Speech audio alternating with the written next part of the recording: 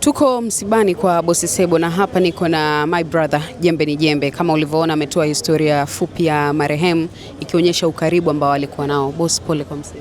Asante sana. Pole sana. Shukrani. Kitu kikubwa ambacho umejifunza kwenye maisha kila siku uliokuwa ukiishi na Boss Sebo ni kipi? Kitu kikubwa ambacho nimejifunza kutoka kwa Sebo ni kuishi na watu bila kuangalia tofauti zao. Sebo alikuwa ni mtu ambaye haangalii tofauti, alikuwa rafiki wa kila mtu.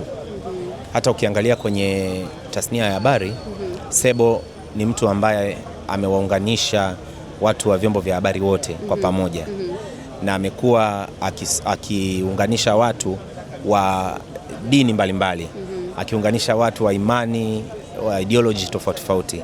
So na mimi ninawafahamu watu ambao ni marafiki wa Sebo ambao katika mazingira ya kawaida wasingeweza kuwa marafiki zangu, lakini walikuwa marafiki zangu kwa sababu ya upendo wake na attitude yake ya kuwa na upendo wa kila mtu.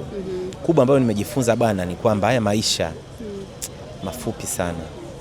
Yaani muhimu tu watu tuishi tu vizuri, tupendane, tusaidiane, tufurahi, tucheke, kwa sababu anytime Mungu anaweza kuchukua. Kwa hivyo wito wangu ni kwamba tuishi kwa upendo. Tuishi kwa upendo, haya yote yaliyopo duniani yanapita.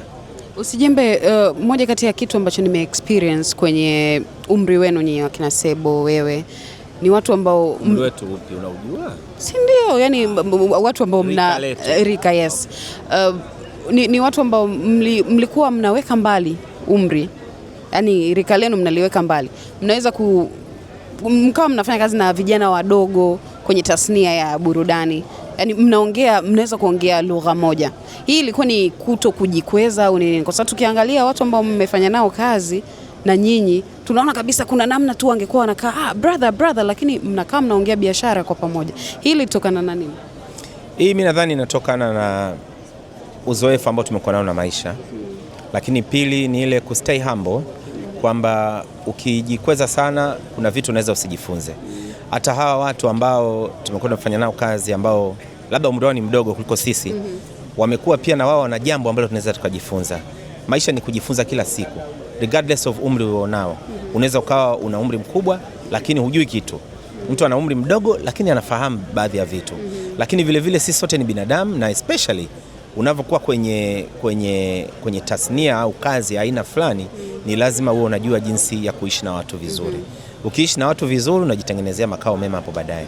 Kwa hiyo mimi naamini kabisa kwamba sisi kama labda tuliowatangulia tuna jukumu la kuacha legacy. Tuna jukumu la kuongoza njia. Tuna jukumu la kuacha vipaji vipya.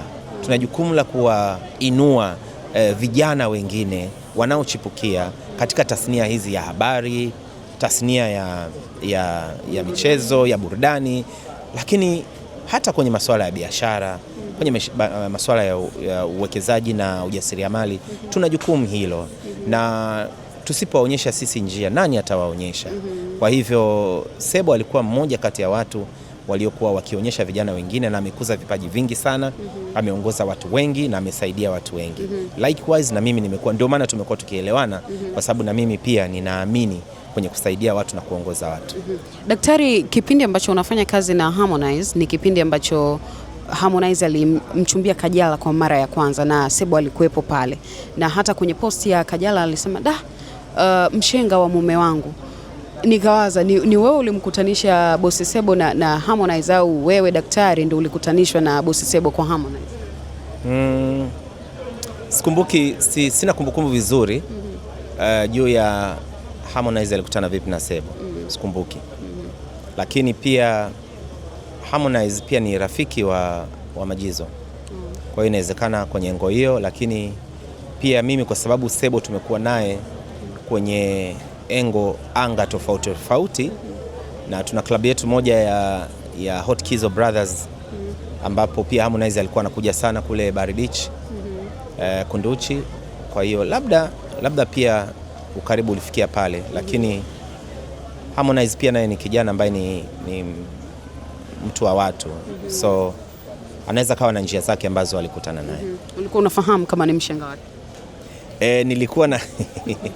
Nilikuwa nafahamu, lakini sio kwa ukaribu sana, kwa sababu wakati wao wanaongea na kupanga hiyo mikakati mwanzoni sikuwepo, lakini baadaye nilikuja kufahamu. Daktari, wewe ni baba wa binti mdogo ambaye unampenda kweli kweli na unamuexpose kwenye mitandao ya kijamii na nini. Katika maisha tunayoishi haya sasa hivi, kitu ambacho unakiogopa sana ukimwangalia binti yako ni kitu gani? Kitu ninachokiogopa mimi kwa binti yangu au kwa mtoto yoyote au mtoto wangu ni kupoteza hofu ya Mungu. Kitu ambacho mimi najaribu kumjengea mwanangu ni kuwa na hofu ya Mungu. Kijana au mtoto yoyote akiwa na hofu ya Mungu, kwanza ataepuka mambo mengi, pili ataweza kutenda mengi na kuwa mtu mwema. Na akiwa mtu mwema vitu vingi sana vina flow. Kwa hiyo hofu ya Mungu ndio namba moja. Vingine vyote ni mambo ambayo binadamu tunayapitia, na siku moja mimi sitakuwepo na yeye atafesi dunia kama ilivyo, na dunia itakuwa peke yake one day, so hatujui Mungu amepanga nini. Lakini mimi ninachomwekea, ninachomjengea ni hofu ya Mungu. Nimeuliza watu wengi sana hili swali, na sisiti kukuuliza wewe. Tunakutana kwenye misiba mingi ya watu ambao tulikuwa nao jana, leo hatupo nao tena. Kitu chako kikubwa ambacho unawakumbusha binadamu wenzako ambao wanatazama hii video kutoka kwako Jembe ni Jembe, daktari? Mimi nawakumbusha watu vitu viwili tu. Kimoja, kujiangalia maisha yako wewe na unaacha legacy gani. Watu wakukumbuke kwa kitu gani. Kila mmoja binadamu katika maisha yetu tuna interact na watu. Sasa katika interaction zako, katika maisha yako unakumbukwa kwa nini? Au wewe unafanya kitu gani watu wakukumbuke nacho wewe kama wewe? Cha pili, na ninawahamasisha au ninawakumbusha ndugu zangu kwamba tumtumainie Mungu na tuwe na maisha ya maandalizi ya kwamba siku moja safari yetu ni moja na wote tutakufa.